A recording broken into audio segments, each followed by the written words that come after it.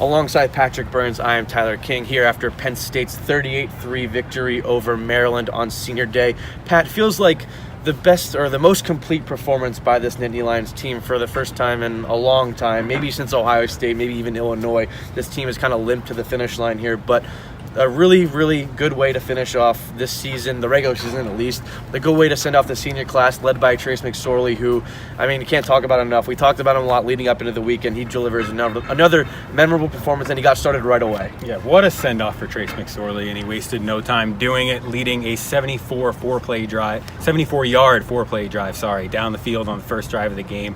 Trace with 2 rushing touchdowns, a passing touchdown, and he got a standing ovation when he left the field in the fourth quarter.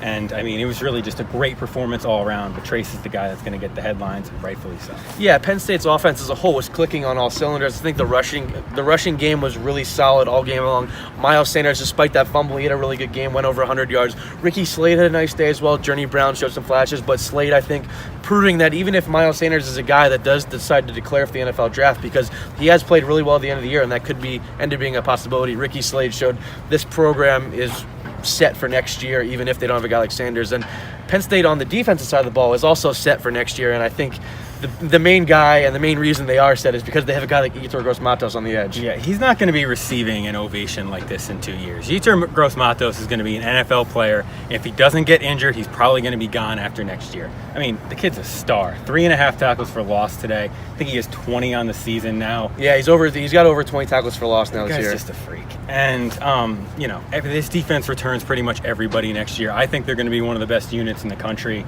And, what a way to end the regular season for them. Yeah, it's hard to argue that they won't be. When you look at the guys that are coming back, like Gross-Matos, Kevin Gibbons, Robert Windsor, guys who have really helped solidify this defensive line, and they formed a unit that has held a Maryland team that came in with a really prolific rushing attack. A guy like Anthony McFarland came in with back-to-back. 298 and then 210 the week before. Yeah, so back-to-back 200-yard performances, and I think he had 12 rushing yards today. He left with an injury in the second half, but his backup didn't do much better. I think he had 11 carries for 34 yards. 39. So 39. Yeah, this Penn State defense came in and shut down a really, really talented Maryland rushing attack. Tyrell Pigram's also a pretty talented dual-threat quarterback. Mm-hmm. So I think overall you have to be impressed with what this Penn State defense has done, especially coming into the year. They had a lot of question marks, but now I think there's no question marks on this defense. They are one of the best units in the Big Ten and in the country. Mm-hmm. And today we saw the offense too. You mentioned the complete performance.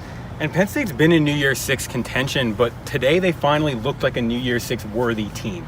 And, now it's a waiting game. They got to figure out what happens next week in conference championships, but couldn't ask for a better way to end the regular season. Yeah, it is a waiting game, and while Penn State is not going to be playing in the Big Ten championship game next week, Northwestern Ohio State will be. And while you guys are waiting, and we're waiting the results to see where Penn State bowl game is going to be, that'll be decided a week from tomorrow, so a week from Sunday.